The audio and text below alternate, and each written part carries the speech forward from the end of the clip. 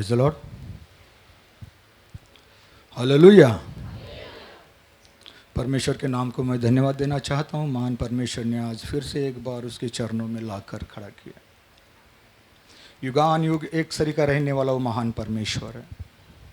वो कदा भी अपने बच्चों को ना त्यागने वाला और ना छोड़ने वाला है। आज याद दिला दिया उसने,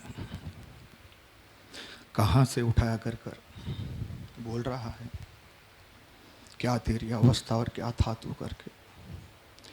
फिर भी उस महान परमेश्वर को धन्यवाद देता हूँ मैं। धन्यवाद सदैव उस महान परमेश्वर को दिया करो मेरे प्रियो, क्योंकि वही एक जीवित खुदा है। क्योंकि वो महान परमेश्वर कदा भी ना छोड़ने वाला और ना त्यागने वाला है। क्योंकि हम अपनी अवस्था के अनुसार हम क्या करता है पता है, हम बदल जाता है। हम बदलता इसलिए है कि उस महान परमेश्वर ने किए हुए उपकारों को हम भूल जाता है। जैसे जैसे हम बड़ा हो जाता है वैसा वैसा हम छोटा छोटा बातों को भूल जाता है। भूलना नहीं, याद रखना, क्योंकि वही महान परमेश्वर है, वही आगे ले चलने वाला परमेश्वर, वही महान परमेश्वर हमें अनंत काल की ओर बढ़ाने वाला वो महान परमेश्वर है। इसलिए उस महान परमेश्वर को हमको धन्यवाद देना चाहता हूँ कि उस महान परमेश्वर ने आज उसकी आराधना और प्रार्थना करने के लिए एक अवसर मुझे बहुमूल्य दिया। इसलिए उस महान परमेश्वर को हमको धन्यवाद देता हूँ। महान परमेश्वर है ना। आज उपवास का 5वां दिन है ना। हालेलुया। कितना लोग उपवास में हैं? कोई 1 टाइम है, कोई फुल टाइम है ना। मुंह सूख रहा है, 5वें दिन ही मुंह सूख रहा है ना। अच्छी बात है। कोई डाइटिंग के लिए बैठता है, कोई आत्मा के लिए बैठता है, कोई ऐसे ही बैठता है। पर धन्य है वे जो परमेश्वर की बातों को मान कर चलता है। सदैव उसकी आत्मा की जो भूख और प्यास में जो लगा रहता है उसकी ओर बढ़ो मेरे प्रियो।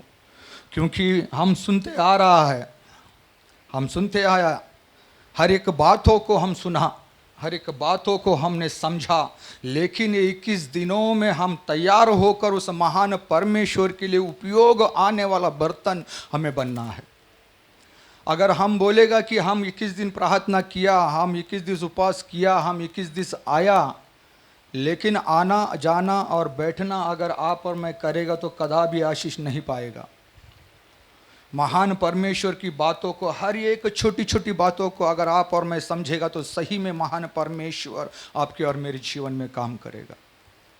इसलिए आज भी परमेश्वर हमसे कुछ बात करना चाहता है। वही बातों को हम समझेंगे कि वाकई परमेश्वर हमसे क्या चाहता है। क्योंकि परमेश्वर जो भटकाए गए हुओं को ढूंढ कर लाने वाला महान परमेश्वर है ना। वही बातों को हम बारकाई से सुनेंगे, बारकाई से समझेंगे कि वाकई हम कहाँ कहाँ से भटक कर हम परमेश्वर की चरणों में हम आया। क्योंकि कोई जानबूझकर, कोई अनजाने में, कोई ऐसा ही नहीं रहना है कर छोड़कर जाता है। इसलिए परमेश्वर का वचन बारकाई से और ध्यान से सुनना मेरे प्रियो। इसके लिए आज की चिंता के लिए हम एक वचन की ओर बढ़ेंगे। मत्ती का किताब 17वां अध्याय, उसका 17 और 18वां वाक्य।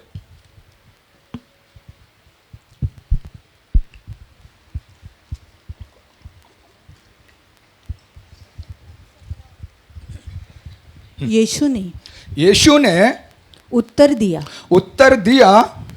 हे अविश्वासी और हठीली लोगों, मैं कब तक तुम्हारे साथ रहूंगा, कब तक तुम्हारी सहूंगा। उसे यहाँ मेरे पास लाओ। तब यीशु ने दुष्ट आत्मा को डांटा और वह उसमें से निकल गई और लड़का उसी घड़ी अच्छा हो गया। आमीन। Praise the Lord. परमेश्वर के नाम को मैं धन्यवाद देना चाहता हूँ। हम न जाने कितनी बार ये बातों को हम पढ़ा। अगर 21 वचन पढ़ेगा तो उसमें लिखा है उपवास और प्रार्थना का बगैर ये जाति का भूत लोग भागेगा नहीं, है ना? पढ़ो। यह जाति बिना प्रार्थना और उपवास की नहीं निकलती। ये बात आप लोग 3 किताब में पढ़ सकता है। मत्ती की किताब में जो अभी पढ़ा, दूसरा मार्क की किताब में, और तीसरा लूका की किताब में। अगर तीनों किताब को अगर हम सही रीति से पढ़ेगा तो समझेगा कि परिपूर्ण बात हमें समझ में आएगी। अगर हम सिर्फ मत्ती को पढ़ेगा तो कुछ भी नहीं समझेगा, मार्क को पढ़ेगा तो भी कुछ नहीं समझेगा, लुक्का को पढ़ेगा तो भी कुछ नहीं समझेगा। तब पूरा बात तीनों को पढ़ेगा तो तब सारा बात समझ में आएगा कि वाकई ये क्या है करके। क्योंकि यीशु मसीह जब अपने सेवकाई में जब सेवा करते समय लोगों को उपदेश देते हुए पहाड़ों पर, गांवों में, शहरों में ऐसे जाते रहे। जब एक समय आया और आकर जब लगा कि मुझे शिष्यों को उनको अधिकार देकर महान परमेश्वर के कामों के लिए उनको चुनना है, तो उनको चुन कर एक अलग कर उनको रखा। और रखने के बाद जब महान परमेश्वर उनकी सेवकाई में जब चलने लगे, कहने लगे, बोलने लगे, तो यही वो कहते थे कि देखो, ध्यान से सुनो, ध्यान से समझो, ध्यान से चलो। क्योंकि अगर आप सही रीति से अगर समझेगा नहीं तो आप ठोकर खाएगा। क्योंकि ये बात कब की है पता है? जब महान परमेश्वर यीशु मसीह यूहन्ना, याकूब और पतरस को लेकर पहाड़ पे चला गया 6 दिन के बाद। कब? 6 दिन के बाद। तो 6 दिन के पहले क्या हुआ?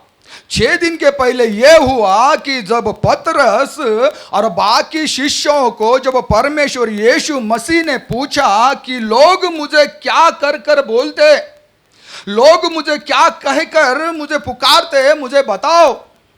तो तब पतरस और बाकी शिष्यों ने बोला कि कुछ लोग तुझे संदेष्टा कहते हैं, कुछ यिर्मयाह कहते हैं, कुछ भविष्यवक्ता कहते हैं, कोई एलिया कहते हैं। लेकिन जब पतरस को पूछा गया तो पतरस बोलता है, तू तो जीवित खुदा का लड़का है, बच्चा है, तू तो जीवित खुदा का बेटा है। और तब ये बात जब परमेश्वर को मालूम पड़ी तो परमेश्वर ने ये बातों को पतरस को बोला, देख, तेरे मांस और लहू ने ये तुझे प्रकट नहीं किया, ये मेरे पिता ने तुझे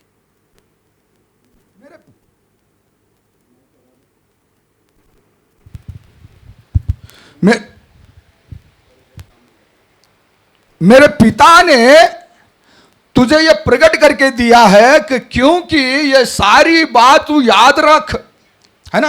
वैसे ही हम भी जब आराधना और प्रार्थना महान परमेश्वर के चरणों में बैठते हैं तो एक मन, एक दिल से, एक चित्त से जब महान परमेश्वर की ओर जब हम एक हो जाता है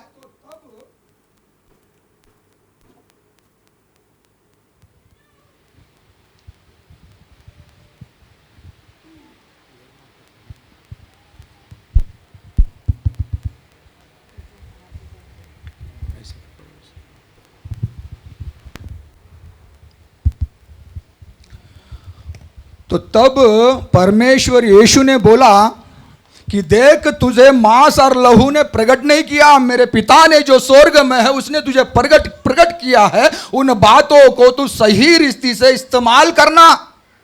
अगर आप और मैं भी महान परमेश्वर के चरणों में बैठकर उस महान परमेश्वर की बातों को अगर सही रीति से अगर समझेगा तो हम आगे की ओर बढ़ेगा, पीछे की ओर नहीं। क्योंकि हम ना सही रीति से समझने के कारण ये सारी बाधा, ये सारा प्रॉब्लम हमारे जीवन में प्रॉब्लम खड़ा होता है। और खड़ा होने का कारण यही है कि हमने सही रीति से ध्यान नहीं दिया।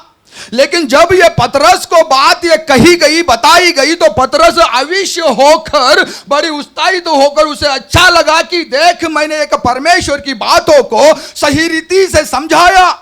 क्योंकि इसने मुझे, यीशु ने मुझे क्या किया, एक शाबाशी दी। शाबाशी देकर मेरा नाम ऊंचा कर दिया, और ऊंचा करने के बाद में उसका कॉलर शायद टाइट हुआ होगा, अगर आपने आपके जीवन में भी अगर आराधना और प्रार्थना में अगर कौचित अगर दर्शन की बात आपके जीवन में आई, या कोई वचन या कोई भविष्यवाणी आपके जीवन में दूसरे के लिए आई, तो आप भी वही करेगा जो पतरस ने किया, वही करेगा आप भी। क्योंकि आपको भी लगेगा फर्स्ट टाइम कि वाकई मेरे मुंह से एक भविष्यवाणी निकल कर एक महान परमेश्वर के लोगों को मैंने सही रीति से समझाया कर उस बातों को क्या करेगा, एक मोटापना लेगा।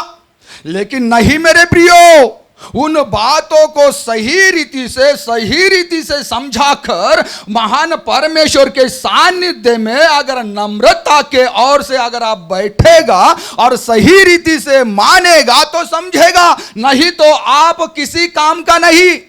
क्योंकि उस बातों को आप सही रीति से लिया नहीं, क्योंकि एक आविष्यपना आपके जीवन में आकर उस बातों को आपने लिया।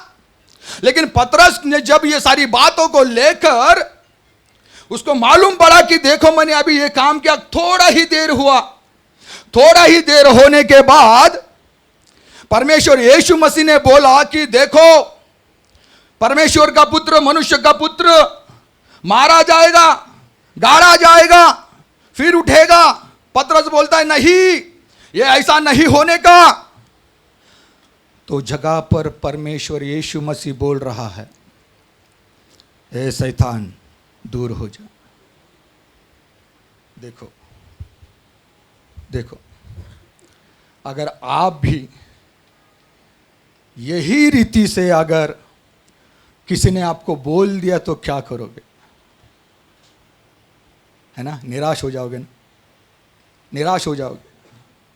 निराश हो जाने के बाद में हम परमेश्वर की बातों को छोड़कर दूर भाग जाएगा, परमेश्वर की बातों को सही रीति से समझेगा नहीं। लेकिन पतरस जब इन सारी बातों को बोला, यीशु मसीह ने उसको समझाया, बोला, तो ये सारी बातों को याद रखकर एक उदाहरण देकर आगे बढ़ा। जो कोई मेरे अगर होना चाहता है, मेरे पीछे आना चाहता है, तो मेरे हर एक बातों को समझो कर ये सारा बात सिखाते जब 17वां अध्याय में जब आया तो 6 दिन के बाद यीशु मसीह उस पहाड़ पर चले गए। कितना दिन रहे? हाँ? हाँ? यीशु मसीह 6 दिन के बाद गए। 6 दिन नहीं रहे, 6 दिन के बाद में गए, 2 दिन वहां पर रहे। इसके लिए मैंने बोला, अगर आप मत्ती का किताब, लूक का किताब और मार्क का किताब सही रीति से पढ़ेगा तो समझेगा। तो ये 6 दिन के बाद जब यीशु मसीह वहां पर जाने के बाद एक रूपांतर वहां पर दिखने को हमें मिलता है। वो रूपांतर की बातें जब ये यूहन्ना, याकूब और पतरस ने देखा तो देखते ही बोलने लगा, यीशु प्रभु देख, अभी यहां पर हम 3 मंडप को खड़ा कर देते, यहां तेरे लिए, एलिया के लिए और मूसा के लिए हम रखेंगे, यहां पर तुम स्थायी करके यहां पर रहना।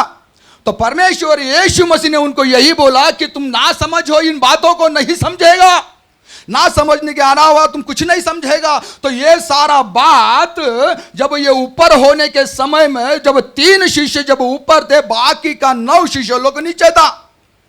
नीचे रहने के बाद में उनके साथ एक मेल भेद बात हो रहा है। काय का? सदूकी, फरीसी, याजक और शास्त्री लोग वहां पर नीचे खड़ा होकर बाकी के शिष्य लोगों को बोल रहा है, और एक व्यक्ति वहां पर आकर यह बोल रहा है कि देखो मेरा बेटे को लकवा मारा है, उसे तू ठीक कर। मेरे बेटे को लकवा मारा है, तू ठीक कर भैया, तू ठीक कर, क्योंकि तू ठीक करेगा तभी मेरा बच्चा अच्छा होगा। लेकिन उनके अलावा, उनके द्वारा वो कुछ भी नहीं हुआ।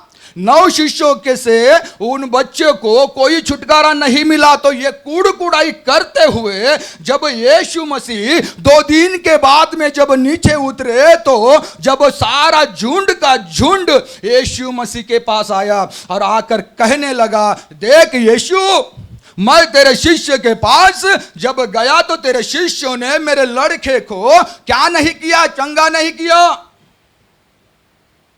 है ना। तो वहां पर बोलने लगे, हे अल्प विश्वासियों, मैं कब तक तुम्हारे संग रहूंगा, कब तक तुम्हारी मैं सहूंगा। लाओ वो बच्चे को मेरे पास ले आओ। तब यीशु मसीह जब उस बच्चे के पास लाकर खड़ा किया तो तब यीशु मसीह ने उस आत्मा को दटाकर धमकाकर निकाल दिया। उस लड़के के अंदर रहने वाला जो आत्मा था वो दो प्रकार का आत्मा था। कौन से प्रकार का था?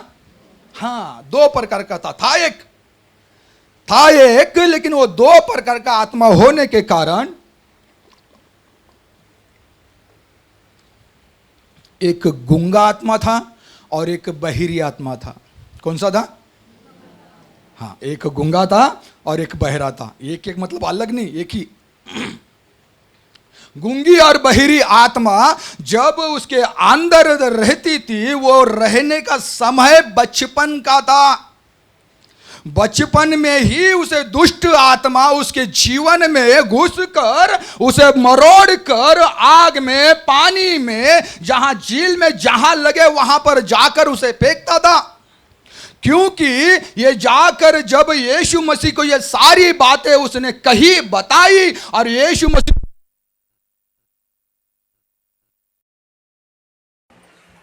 जब ये सारी बात जब यीशु मसीह को बताया, जब सारा बात जब यीशु मसीह को सुनाया, तो यीशु मसीह ने ये सारा बात सुनकर जब उसको लिया तो उसको डटा कर कह रहा है, बोल रहा है कि हे बहिरी और दुष्ट और गूंगी आत्मा, इससे निकल।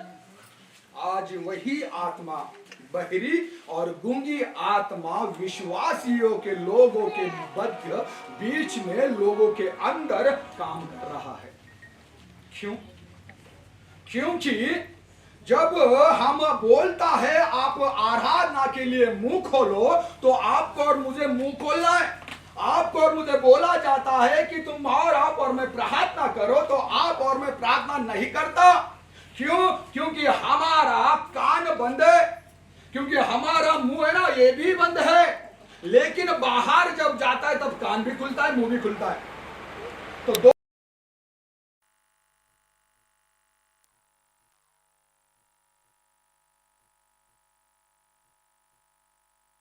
भयंकर रीति से काम करने वाला यह दुष्ट आत्मा आजकल लोगों के मध्य क्यों काम कर रहा है? उसका कारण एक ही है। क्या है? जो परमेश्वर के लोगों को सही रीति से परमेश्वर में मन नहीं, उपकारों को भूला हुआ लोग है, परमेश्वर के कामों को भूला हुआ लोग है आप और मैं।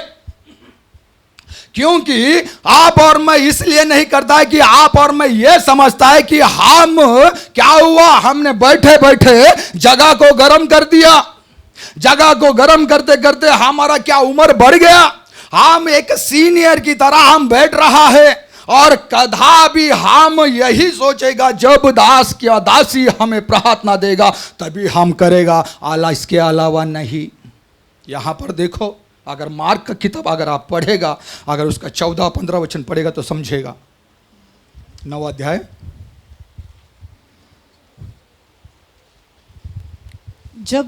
जब वह चेलों के पास आया तो देखा कि उनके चारों ओर बड़ी भीड़ लगी और शास्त्री उनके साथ विवाद कर रहे हैं। उसे देखते ही सब बहुत ही आश्चर्य करने लगे। वो देखते ही बहुत आश्चर्य करने लगे और उसकी ओर दौड़कर उसे नमस्कार किया। हाँ, और क्या कहने लगा?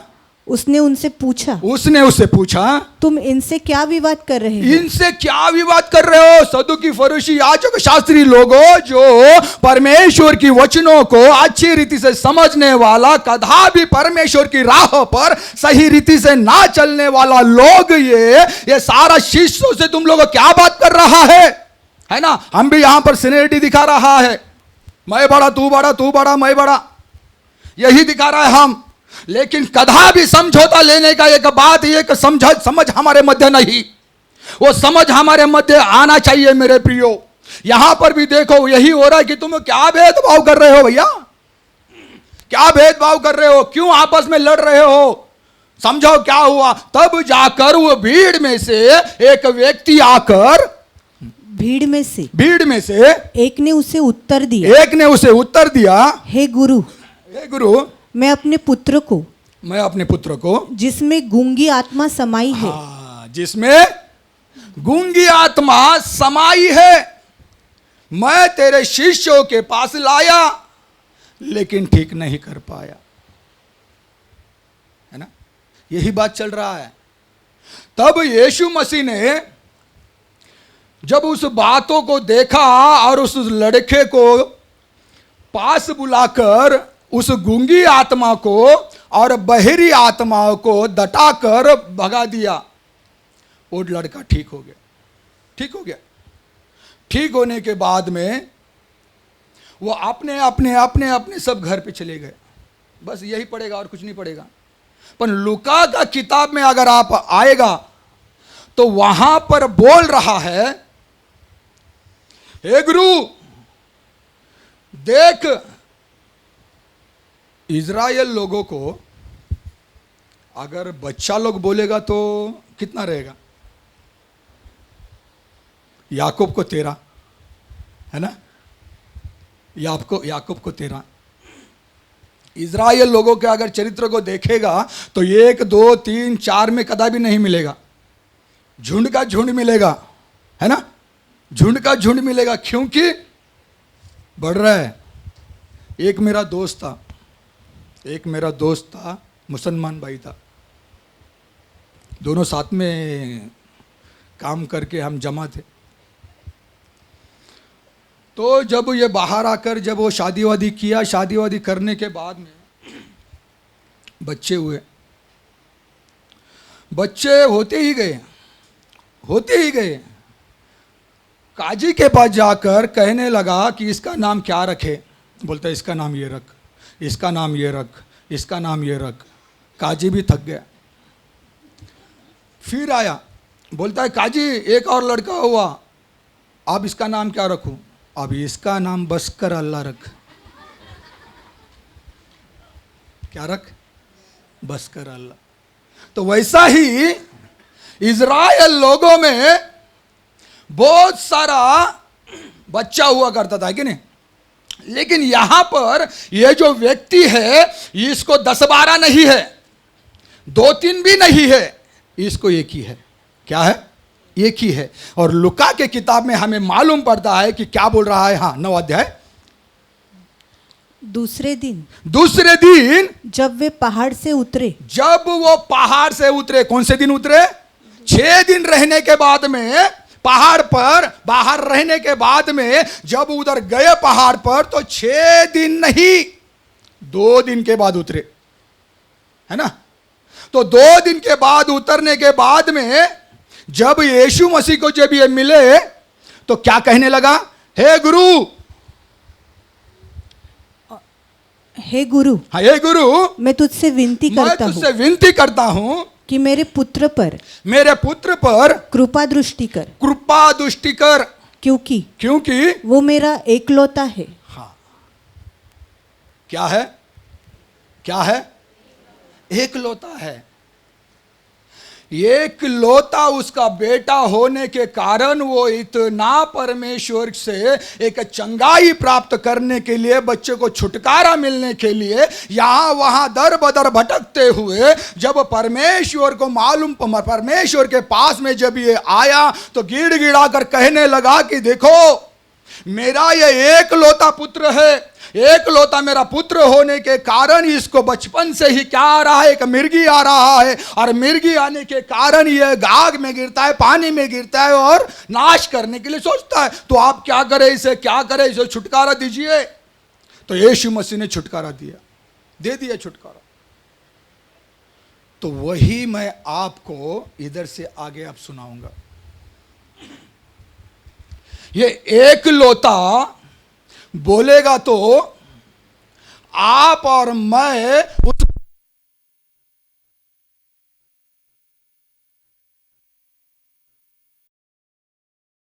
और चुनकर उस महान परमेश्वर ने उसके लिए अलग किया।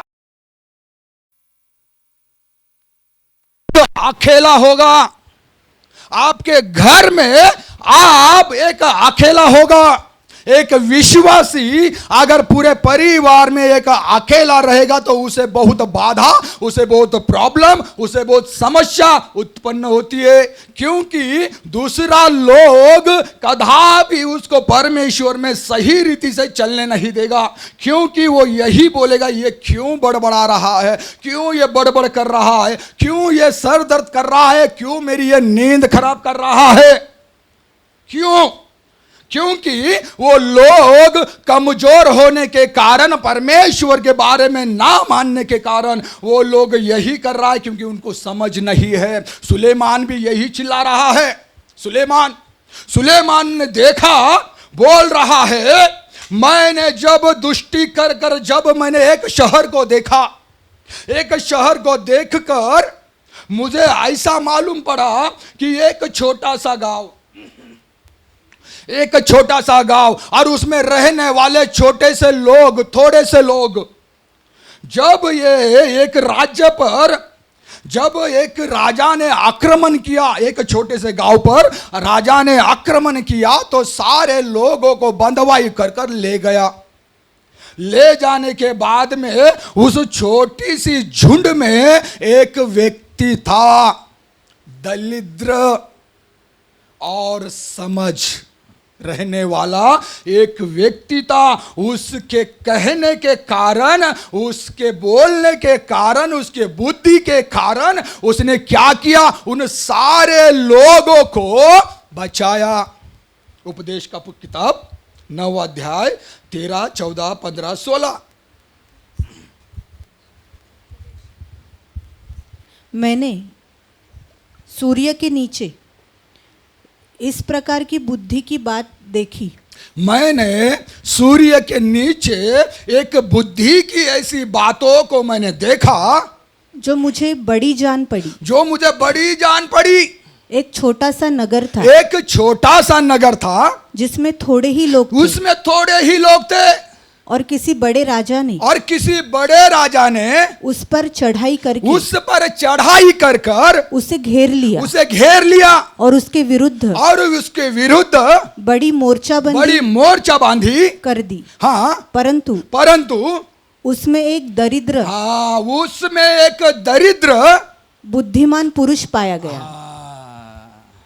राजा शैतान, घर शहर तुम्हारा, आपका और मेरा घर, राजा शैतान, जो राजा ने उस घर पर, उस राज्य पर, उस लोगों पर आक्रमण करने वाला है शैतान। उसमें उस छोटी सी झुंड में रहने वाला एक व्यक्ति दरिद्र, ना उसकी बातों को कोई समझने वाला और ना ही उसकी बातों को कोई मानने वाला, क्योंकि अगर एक विश्वासी अगर घर में रहेगा ना तो उसको बहुत प्रॉब्लम है, मेरा बहन, मेरा भाई, बहुत प्रॉब्लम है, क्योंकि सही रीति से उसको ना आराधना करने के लिए होगा, ना प्रार्थना करने के लिए होगा, लेकिन फिर भी वो व्यक्ति अपने परिवार के लिए, अपने बच्चों के लिए, अपने लोगों के लिए, अपने शहर के लिए वो प्रार्थना कर रहा है, लेकिन उसकी बातों को किसी ने याद नहीं रखा, ऐसा लिखा है ना। और उसने उस नगर को अपनी बुद्धि के द्वारा बचाया, तो भी किसी ने उस दरिद्र पुरुष का स्मरण न रखा। एक लौता आप और मैं, आपके परिवार में, आपके घर में, आपके लोगों में, आपके मंडली में, आप और मैं। देखो, शैतान का काम भयंकर रीति से करने वाला वो शैतान, वो कैसी रीति से घुसेगा वो आपको और मुझे नहीं समझेगा, क्योंकि हम यही समझेगा कि हम आराधना और प्रार्थना करने के लिए हम जा रहा है, लेकिन कदापि हम उस बातों को सही रीति से नहीं समझेगा। क्यों? क्योंकि हमें उन बातों का ध्यान नहीं है, क्योंकि हमारे साथ मिलाप कर मिंगल होकर वो लोग सब बोल रहा है, कह रहा है, फिर भी हमें क्या नहीं रहता है, ध्यान नहीं रहता है। लेकिन यहां पर उस लड़के को, उस लोग को, उस भाई को कदापि किसी ने याद नहीं रखा, लेकिन उसने जो काम किया वो आश्चर्यकारक था। वही काम आप और मैं एक विश्वास के साथ में रहकर जब महान परमेश्वर से जब बढ़ता है मेरे प्रियो, जब परमेश्वर में आप और मैं बढ़ता है मेरे प्रियो, तो वो काम आपके परिवार में, आपके घर में, आपके लोगों में दिखाई देगा। कब? जब आप और मैं सही रीति से परमेश्वर के वचनों को समझेगा। हाँ, क्योंकि दाऊद राजा के पास भी एक औरत आई। दाऊद राजा के पास, हमारा घर का कहानी बता रहा अभी मैं।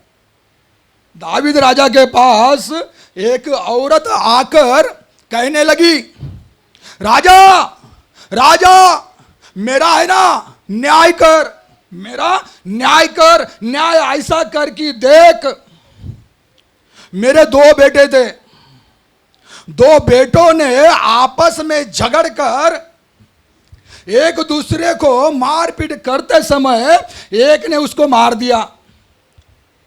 और जब लोगों ने देखा कि भाई ने भाई को मार दिया, तो सारा इज़राइल का झुंड उठकर ये कहने लगा कि देख,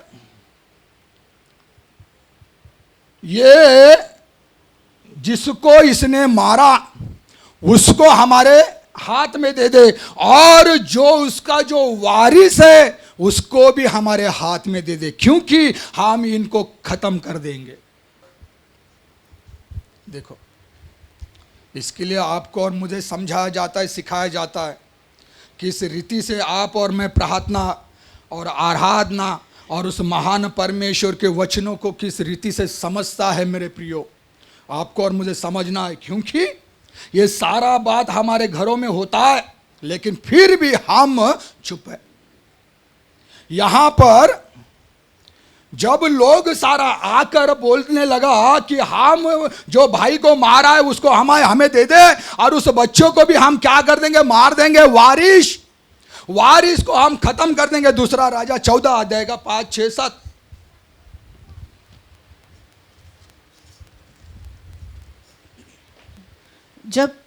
जब राज्य 5 अध्याय, अब 14 अध्याय 5, हाँ 5 से। जब राज्य हाँ, उसके हाथ में स्थिर हो गया, तब उसने दूसरा शमूएल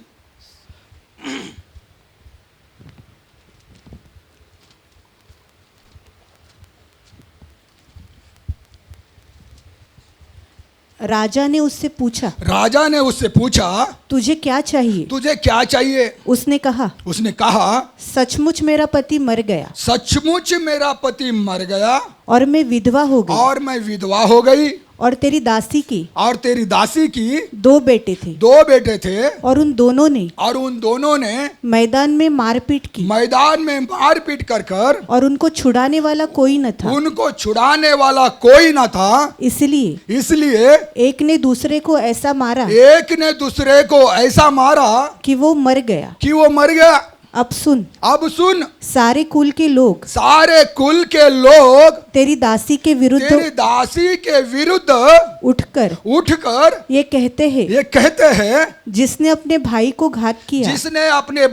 घात किया उसको हमें सौंप दे, कि उसके मारे हुए भाई के प्राण के बदले उसको प्राण दंड दे, और इस तरह वे वारिस को भी नष्ट करेंगे। हाँ, मैंने बोला ना, आप और मैं क्या है, परमेश्वर का वारिस है। परमेश्वर का वारिस कब हुआ? जब इज़राइल लोगों ने परमेश्वर के विरुद्ध काम किया, काम कर अपने हठीली स्वभाव को लेकर चलने वाला इज़राइल लोग, वो एक पाप की अवस्थाओं में पड़कर महान परमेश्वर के उपकारों को भूल कर बैठा। तो जब महान परमेश्वर का सिर घूम गया, क्योंकि बोल रहा है ये लोग हठीला लोग है, ये ना समझने वाला लोग है, ये कदा भी नहीं समझेगा, क्योंकि कितना तक मैं इन लोग के साथ रहूं, कितना तक मैं इनके संग चलूं, क्योंकि ये आप मुझे वैताग दे रहा, ये लोग आप मुझे नहीं रहना, आप मैं क्या करूंगा, दूसरी जातियों को मैं क्या करूंगा, खड़ा करूंगा। आप और मैं यहां पर बैठा हुआ इज़राइल नहीं, आत्मिक इज़राइल है, क्योंकि आपको और मुझे जंगल से लाकर काट कर उसके ऊपर साटा गया। तब इसलिए कह रहा है, अगर आप और मैं अगर धनवान है, धनवान क्या है, हाँ आप और मैं धनवान है। धनवान कैसे हुआ भैया, कैसे हुआ? जब इज़राइल लोगों ने गुनाह किया, इज़राइल लोगों ने पाप किया, उस पाप के कारण आपको और मुझे इस राष्ट्र का एक धनवान बनाया गया। रोम का राजपत्र 11 अध्याय का उसका 11 और 12 वचन पढ़िए। रोम अतः मैं कहता हूं क्या उन्होंने इसलिए ठोकर खाई कि गिर पड़े, कदापि नहीं, परंतु उनके गिरने के कारण अन्य जातियों को उद्धार मिला कि उन्हें जलन हो। इसलिए यदि उनका गिरना जगत के लिए धन और उनकी घटी अन्य जातियों के लिए संपत्ति का कारण हुआ। आमीन। परमेश्वर आपको और मुझे मिलने का कारण है। ये परमेश्वर आप और मैं अनजान परमेश्वर के कदापि करीब ना रहने वाला लोग था। आप और मैं परमेश्वर से किलोमीटर दूर थे। परमेश्वर से हम बहुत इतना लंबा था कि हम परमेश्वर के नजदीक जाने वाला भी नहीं था। फिर भी उस महान परमेश्वर ने इज़राइल लोगों के कारण क्या किया? तो आपको और मुझे साटा। तो साटने के बाद में, जब लगाया जाने के बाद में, जब इज़राइल लोगों को ये सारी बात मालूम पड़ा कि अब परमेश्वर ये अन्य जातियों के पास जा रहा है, तो वो एक उत्साही से एक योजना बना रहा है। एक योजना, क्या योजना पता है? योजना यही है, कैसा ना कैसा कर हमारे परमेश्वर को हम ले ले, कैसा ना कैसा करके जातियों को नहीं देना, कैसा ना कैसा कर हमको दे दे। क्योंकि वहां पर 5 वचन में और 6 वचन में लिखा है, बोलता है कि अगर कुछ अंश बचा कर रखा है तो ठीक इसी रीति से इस समय भी कृपा से चुने हुए कुछ लोग बाकी है। घमंड मत आने देना मेरा भाई, घमंड मत आने देना मेरा बहन, घमंड मत आने देना। क्योंकि आप और मैं जो उड़ी मार रहा है ना, वो उड़ी दिख रहा है। उस उड़ी के कारण कहां फेंका जाएगा समझेगा भी नहीं। क्योंकि वहां पर वो लोग एक बड़ी तरतार से वो लोग दौड़ रहा है। क्योंकि इज़राइल लोग का परमेश्वर को आपने और मैंने पाया है, वही परमेश्वर को आप और मैं छोड़ना नहीं। लेकिन आप और मैं क्या कर रहा है पता है?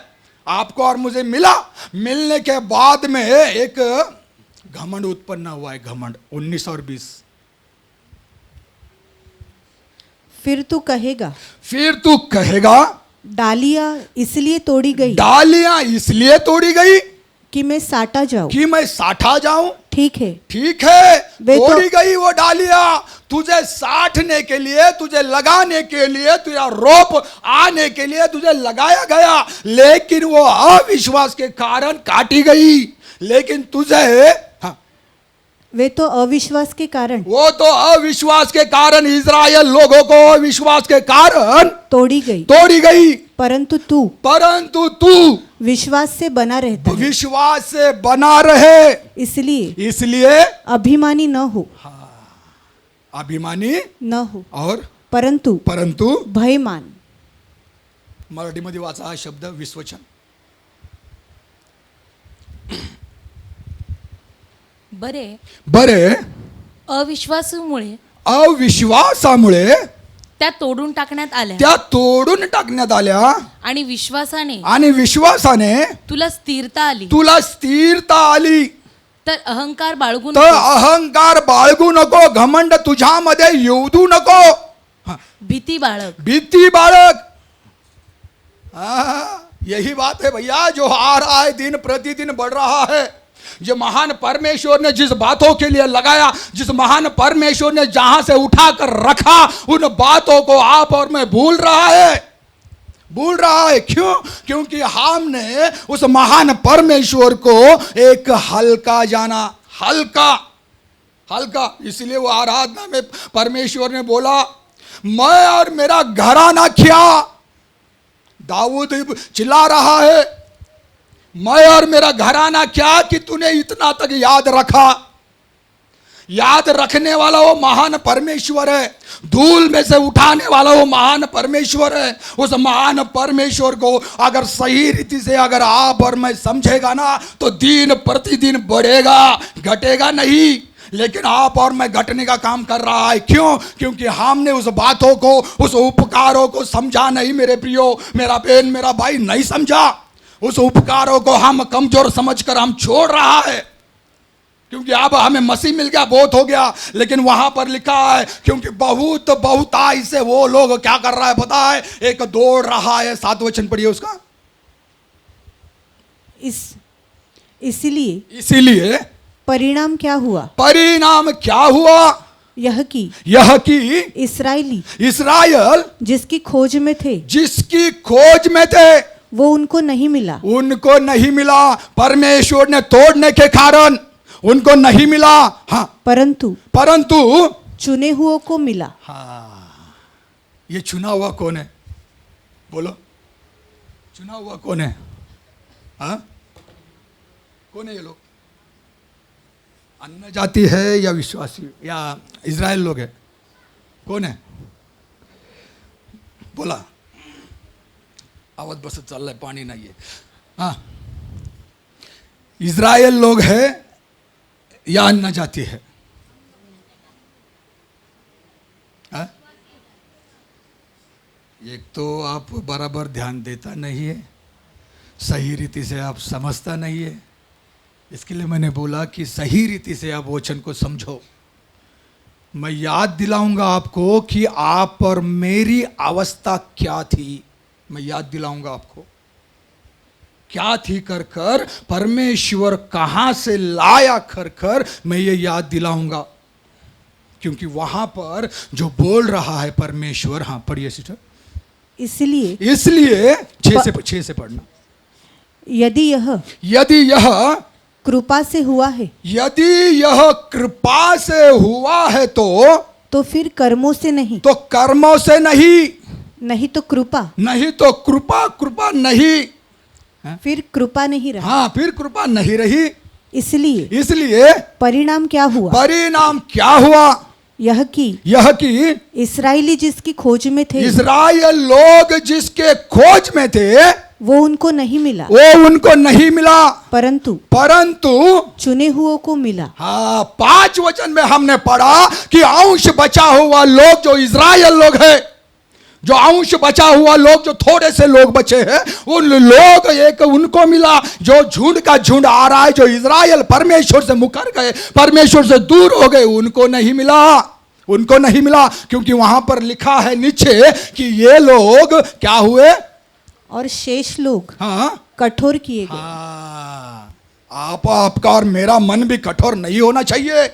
उस कृपा को याद करो जो कृपा को परमेश्वर ने बरसाया है आपके और मुझ पर. वही कृपा को सही रीति से समझकर, सही रीति से लेकर चलना है मेरा बहन, चलना है मेरा भाई.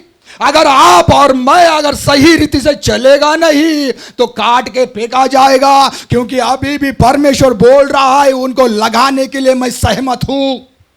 अभी भी उनको मैं लगा सकता हूं. अगर तुझे जो मिला है, अगर उसमें सही रीति से तू बना नहीं रहेगा तो मैं तुझे काट दूंगा. वही जो आप और मैं एक दत्तक लिए हुए पुत्र है ना, उस पुत्र का अधिकार सही रीति से इस्तेमाल करो, सही रीति से. क्योंकि सही रीति से करने पर ही परमेश्वर क्या होता है, संतुष्ट होगा. नहीं तो नहीं. क्योंकि आप और मैं बस चल रहा है, नहीं मेरा बहन, नहीं मेरा भाई, परमेश्वर में एक सही रीति से कदम रखा हुआ अगर आप और मैं है तो सही रीति से चलो। मुझे एक बात बताओ, अगर आप और मैं इतना पढ़ा है, बाइबल पढ़ा है ना, उड़ाव पुत्र के बारे में पढ़ा है ना, किसको किसको पता है उड़ाव पुत्र के बारे में, किसको किसको पता है ना? बाप के साथ किसका नाता सही था? बहन बोलता है बड़े बेटे का। बोलो, बाप के साथ किसका नाता सही था? बड़े बेटे का कि छोटे बेटे का? वो तो संपत्ति लेकर भाग गया ना भैया। किसका था? बोलो बोलो, कुणाचा होता? हा, कुणाचा होता? भरमत पडले, आता म्हणता आम्ही सगळं वाचलं। किसका था? किसका था? बोला, पाणी पिसो, सांगा लवकर।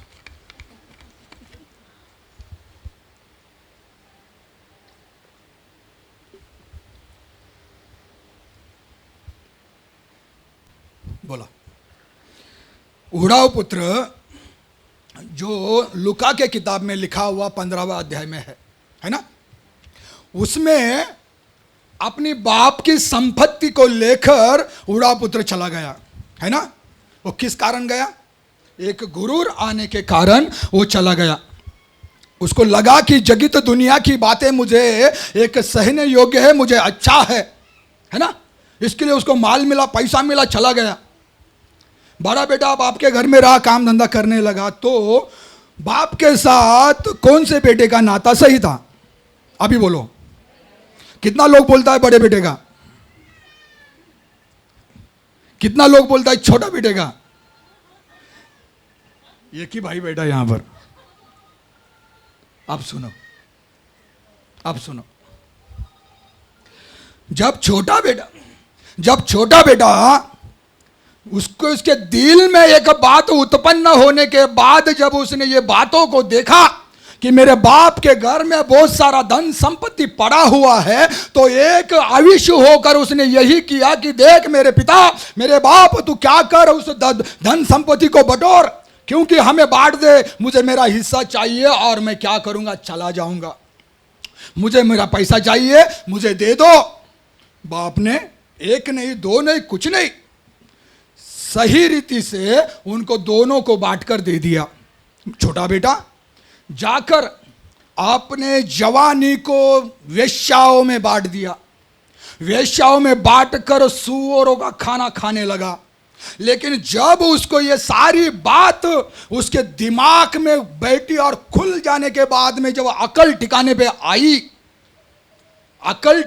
आई, तो जब सुअर का खाना वो खा रहा था, तब वो बोलने लगा कि मेरे पिता के घर में तो बहुत सारा नौकर लोग खाता है बाबा, बहुत सारा लोग खाता है, तो मैं क्यों ना मैं एक मन फिराई कर कर उस महान परमेश्वर की मेरे पिता के और जाकर मैं माफी मांगू। तो तब ये जाकर जा ही रहा था, चल रहा था, लेकिन पिता की नजर देखो, पिता की नजर, दूर से ही पिता ने पहचान लिया उसको कि मेरा बेटा आ रहा है करके दौड़ते दौड़ते दौड़ते बेटे के पास चला गया और जाकर उसको चूम कर गले लगाया। गले लगाकर कहने लगा, खोया हुआ था मिल गया, मर गया था जिंदा हो गया। ए दासो, जाओ पला हुआ बकरे को काट दो और खिलाओ, जश्न मनाओ, कर कर ऐसा बोलने लगा। ये सारा जश्न जब ये हो रहा था, तब एक बात हुई। क्या? खेत में से बड़ा बेटा आया। बड़ा बेटा आने के बाद नौकर से पूछने लगा, ये जश्न, ये जलूस किस बात का है? नौकर क्या बोला पता है? तेरा भाई, तेरा भाई, तेरा भाई जो खोया था, जो मरा था, वो आया है। तो उस बातों को बड़े बेटे ने देखा, गुस्से से क्रोधित हो गया। बाप के साथ है, बाप के साथ है ना, बड़ा बेटा बाप के साथ है ना, बाप के साथ है बड़ा बेटा। क्रोधित होकर कहने लगा, तेरा बेटा क्या बोला? भूल सकता था ना, आपको और मेरा भाई बेटा आया है, लेकिन वो आप 25 वचन में अगर आप और मैं पढ़ेगा, पढ़ो 25। परंतु उसका जेठा पुत्र खेत में था। जब वह आते हुए घर के निकट पहुंचा, तो उसने गाने बजाने की बातों को देखा। अतः उसका एक दास को बुलाकर पूछा, ये क्या हो रहा है? कैसा आवाज यहाँ पर आ रहा है? उसने उससे पूछा, तेरा भाई आया है। तेरा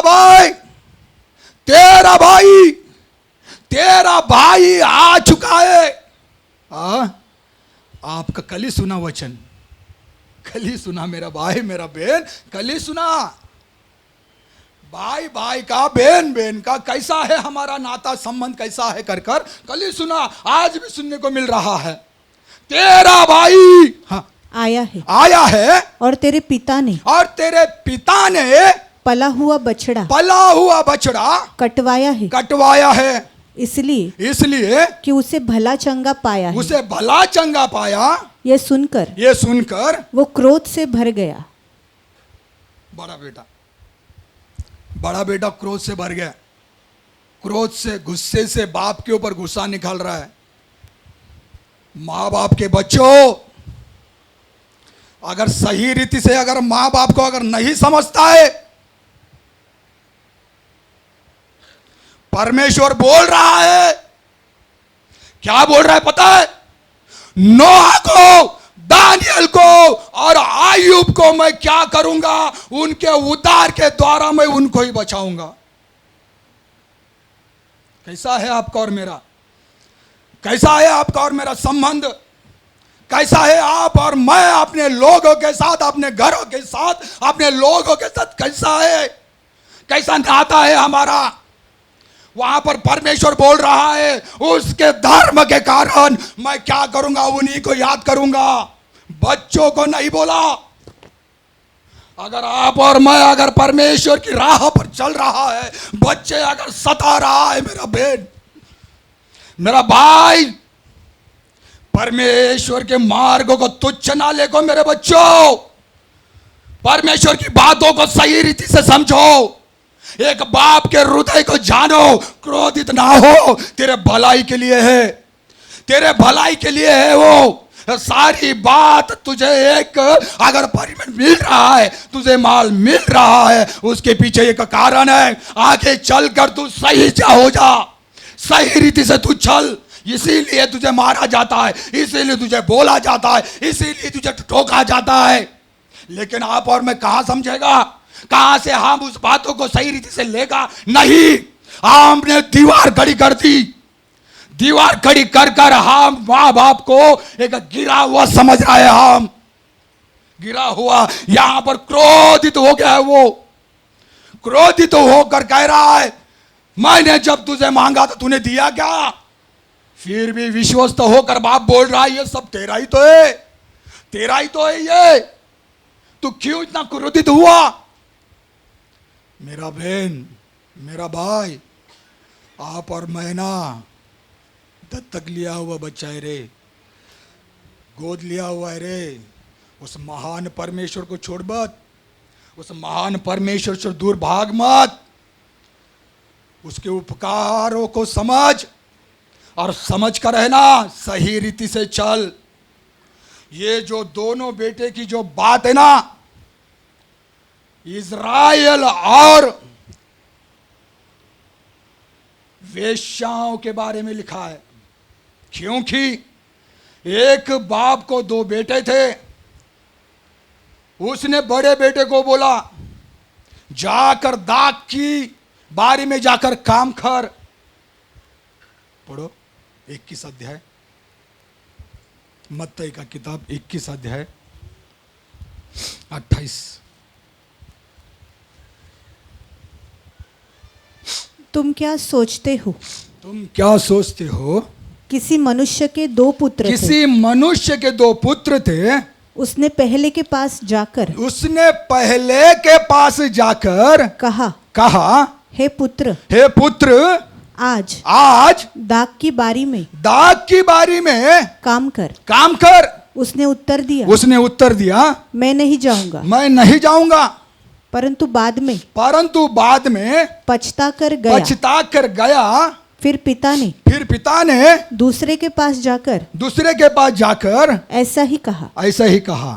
उसने उत्तर दिया, जी हाँ, जाता हूँ। तो वो नहीं गया। इन 2 बेटों में से किसने बात माना? पहले ने कि दूसरे ने? किसने माना? पहले ने कि दूसरे ने? पहले ने. मराठीमध्ये वाचा आता मराठीमध्ये वाचा.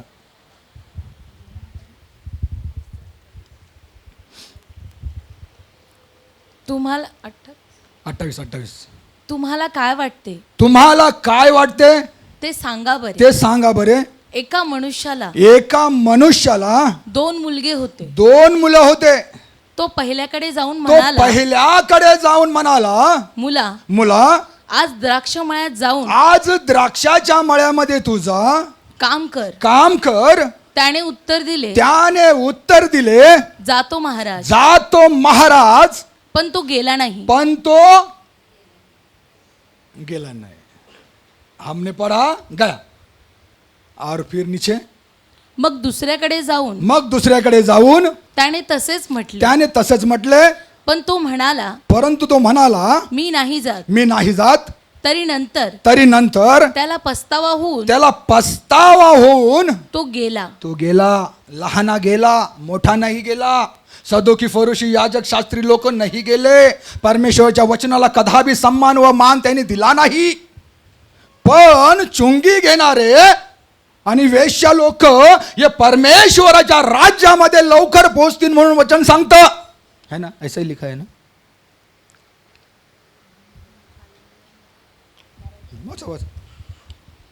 ह्या दोघांतून कोणी बापाची इच्छाप्रमाणे केले ते म्हणाले दुसऱ्या मुलाने. येशूने त्यांना म्हटले, मी तुम्हाला खचित सांगतो, जकातदार व कसबीन तुमच्या आधी देवाच्या राज्यात जातात. आमीन.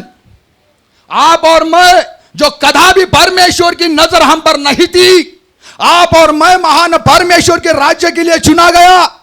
आपको और मुझे उस महान परमेश्वर ने अलग किया, अलग कर उस महान परमेश्वर के लिए रखा है. तो आपको और मुझे घमंड या फुगीर आना नहीं चाहिए.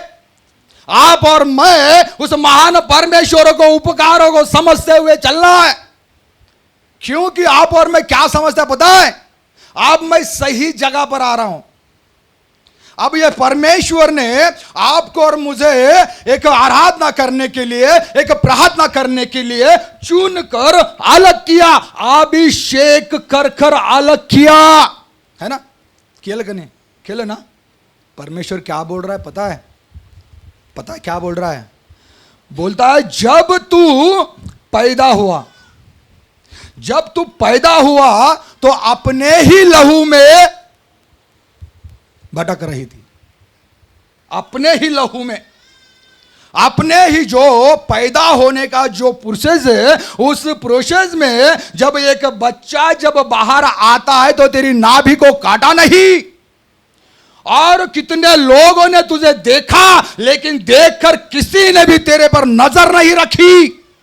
लेकिन जब मैंने तुझे मैंने देखा तुझे कि तू अपने लहू में क्या ओढ़ रही थी. एक उसमें उठ पटांग वाली बातें, उसमें घूम फिर कर उसमें क्या कर रही थी, मचल रही थी. तो मैंने देखा कि तू अपने ही लहू में अपने ही पापों में, अपने ही गुनाहों में तू पड़ा है। तो जब मेरी नजर तुझ पर पड़ी ना, तो तब मैंने देखा, देखकर मेरे आंखों के सामने तू बढ़ी, तेरी जवानी मेरे सामने बढ़ी। जब तू बढ़ी तो तब भी तू क्या थी? नग्न। नग्न थी, तेरी अवस्था नग्न थी। तो जब मैंने तुझे पर देखा, ध्यान लगाया, सोचा, तो तब मैंने तुझे धोया। सबसे पहले धोया। पवित्र आत्मा देकर, पवित्र आत्मा देकर महान परमेश्वर ने शुद्ध किया। शुद्ध कर कर तल्लम वस्त्र पहनाए उसने अधिकार का।